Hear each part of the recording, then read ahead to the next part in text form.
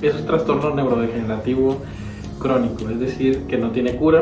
Es un trastorno que altera el sistema nervioso central, el cerebro y sus estructuras, y es causado por una disminución de la dopamina, una sustancia que básicamente funciona como si fueran engranes cerebrales para los movimientos.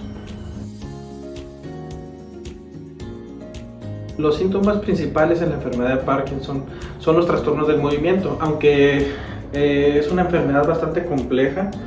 Tiene más de 71 síntomas, desde los trastornos motores y los no motores, trastornos conductuales, trastornos del sueño, trastornos digestivos, y realmente los principales son los trastornos motores, que son los que todos podemos identificar, como es el temblor, la bradicinesia, que es la lentitud del movimiento, y la rigidez en el movimiento, que son los tres principales en esta enfermedad. Sí existe Parkinson en las personas jóvenes, existe una pequeña población en la cual se puede dar una presentación de inicio temprano, o que se le conoce también como Parkinson juvenil, y se le considera que son los pacientes que presentan una enfermedad entre los 20 y 45 años de edad, aunque la mayoría de los pacientes lo van a presentar el inicio de los síntomas y la enfermedad cerca de los 60 años.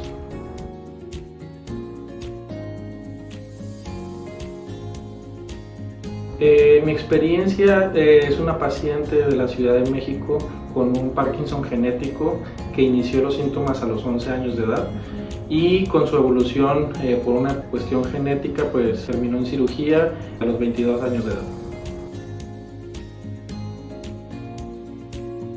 Es una pregunta muy buena. Al final de cuentas, el sistema de salud, o como nosotros estamos diseñados, es con el médico del primer contacto. Inicialmente, pues cuando uno tiene sospecha de que tiene alguno de los síntomas, no vas directamente con un especialista, irás a lo mejor con tu médico general, tu médico familiar, que son los médicos de primer contacto. Ellos te tendrán que referir con un especialista, es decir, un neurólogo, para que trate específicamente los síntomas, y lo ideal sería que fuera un especialista en trastornos del movimiento, que son los neurólogos que se dedican a estas enfermedades. El tratamiento principal es el tratamiento farmacológico, es decir, las medicinas. Es el tratamiento que a casi todos los pacientes les funciona.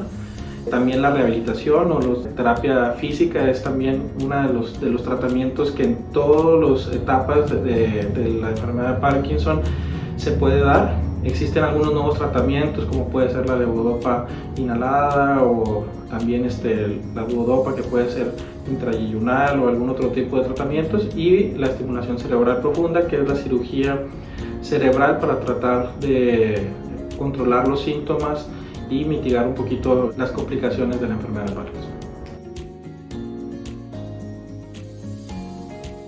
Los beneficios potenciales que tiene la cirugía es estos fenómenos de on-off, o de congelamientos, o de alteraciones en cuanto a que el medicamento, si bien hace efecto el medicamento mientras se esté administrando, la ventana terapéutica se va haciendo más cortita.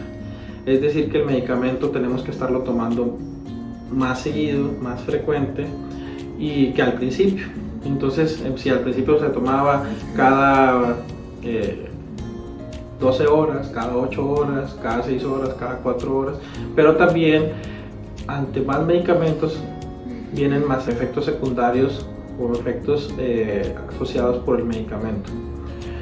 También estos fenómenos impredecibles de apagamiento, o de que se prenden los pacientes, los de on-off, en el cual el paciente se queda a veces congelado, o que fenómenos impredecibles que estando en la tienda, en la casa, en algún lugar, se queden sin medicamento de manera súbita. En estos es donde ayuda la cirugía cerebral profunda, porque es como si estuviera constantemente funcionando la levodopa, o una ayuda a la levodopa, haciendo que la levodopa sea una estimulación constante durante todo el día. Entonces se disminuyen esos fenómenos de on-off, esos congelamientos, se disminuyen esos fenómenos impredecibles de que si el medicamento va a funcionar o no.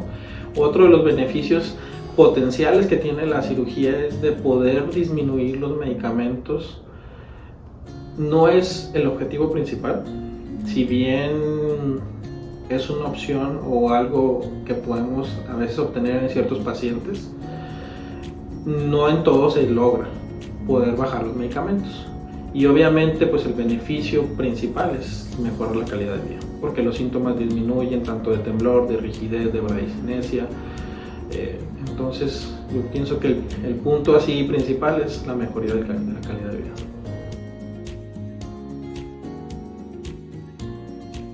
Uno es acudir con el experto, si bien como mencioné en un principio, el médico general, el médico familiar es el que se encarga en muchos de los casos de la valoración inicial de los pacientes. El neurólogo es el que se encarga de la medicación, de la administración y posología de los fármacos. Y cuando él nota que los fármacos ya no son suficientes, pero aún tenemos un efecto beneficioso con la levodopa o con algunos otros medicamentos, podemos considerar que el paciente es candidato a cirugía de Parkinson. Otro de los puntos principales es de que tiene que tener al menos unos 4 o 5 años con la enfermedad de Parkinson para ser candidato. No se hace en inicio muy temprano, es decir, si me acaban de diagnosticar Parkinson, no me hace candidato a la cirugía, y también está en una etapa muy avanzada, tampoco nos lo hace candidato. Pero no es una decisión propia ni del neurólogo ni del neurocirujano, es parte de un comité. Yo lo que les sugiero es de que se acerquen a los especialistas, al neurólogo experto en movimientos anormales, al neurocirujano funcional. Tenemos que hacer pruebas neuropsicológicas, pruebas neuropsiquiátricas, estudios de imagen especializados, y todo en conjunto hace que armemos este rompecabezas y que en un comité de expertos decidamos si el paciente es o no. Lo más importante es de que el paciente se acerque a nosotros, porque tal vez ustedes no saben si son candidatos, nosotros tampoco, pero tiene que pasar por todos estos filtros para poder nosotros decirles sí son candidatos. Nos ha tocado ver pacientes que pasan por toda la valoración y al final de cuentas no lo son, pero bueno, ya se quitaron de la duda. Son de los pocos que a lo mejor no son candidatos por diferentes razones, pero al menos ya tienen una respuesta de por qué no son candidatos, y también al no ser candidatos existen también otras terapias que son benéficas.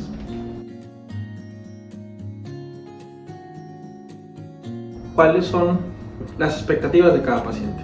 Hay cosas que sí van a mejorar, hay cosas que no van a mejorar, y esas las tenemos que establecer desde un inicio.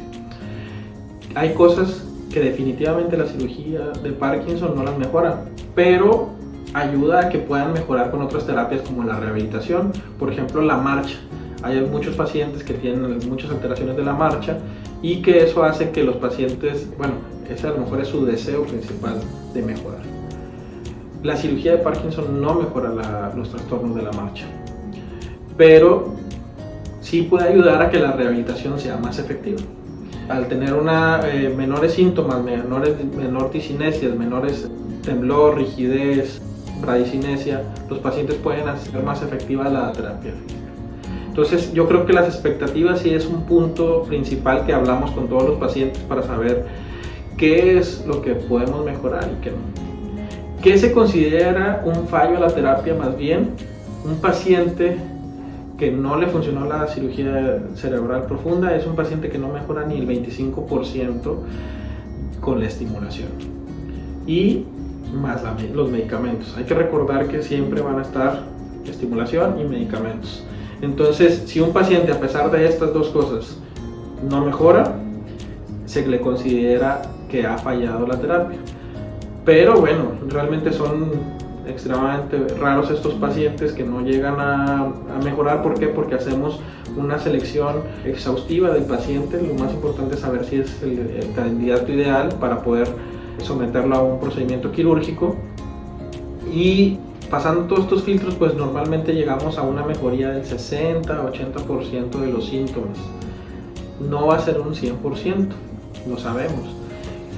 Hay que tener bien presente que, por ejemplo, nosotros le decimos al paciente cuando toma la levodopa, el mejor momento que tenga en su día ese va a ser muy similar tal vez a lo que va a tener con la cirugía cerebral profunda. Entonces el punto, si el paciente llega a mejorar bastante con la levodopa, en las pruebas que se hacen los neurólogos de la prueba supramáxima de levodopa, sin medicamento y con medicamento, en ese momento podemos saber más o menos cómo va a ser el resultado final o aproximado de la cirugía.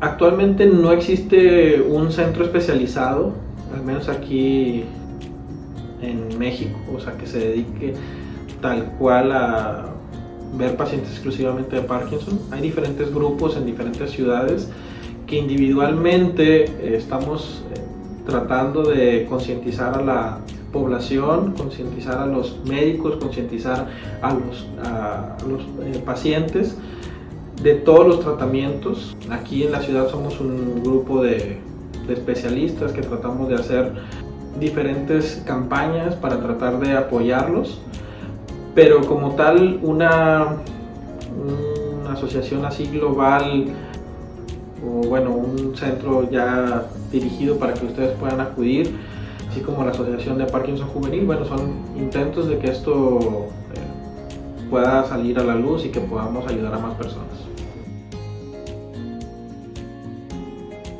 Yo sé que es un tema a lo mejor un poquito difícil manejar costos. Yo como médico lo que les puedo decir es de que lo más importante no es el costo. La calidad de vida no tiene un precio. Lo que estamos haciendo es tratar de que sea más accesible para todos los pacientes, para que ningún paciente se quede sin estos beneficios. Pero realmente lo importante no es saber si puedo pagarlo o no, es si soy candidato o no. Acérquense a los especialistas, acérquense a los médicos que le pueden ayudar, apoyar, y tal vez llegar a la cirugía por diferentes medios. Eso es algo que me preguntan siempre, pero lo importante es que se sientan a gusto con la decisión que se tomó, a gusto con la decisión que se toma en conjunto, tanto de la cirugía como no de ser quirúrgico, pero al menos que se quiten esa cosquillita de saber si son o no candidatos a la cirugía. La mayoría, por no decir todos mis pacientes, después de la cirugía me dicen, ¿por qué no me operé antes? Hay algunos que me han dicho, doctor, me hubiera pagado más, yo hubiera pagado mi vida para estar así como estoy ahora. Realmente esas son las cosas que a lo mejor no se valoran hasta que ya se tienen, ¿sí? O se valoran cuando se pierden, ¿verdad? Como es los síntomas de la enfermedad de Parkinson. Entonces yo pienso que el costo no debe de ser una pregunta, o no la pregunta inicial, o una duda que el paciente deba de decir, no voy a acudir con el médico porque a lo mejor es algo costoso. Primero vayan y después pregunten.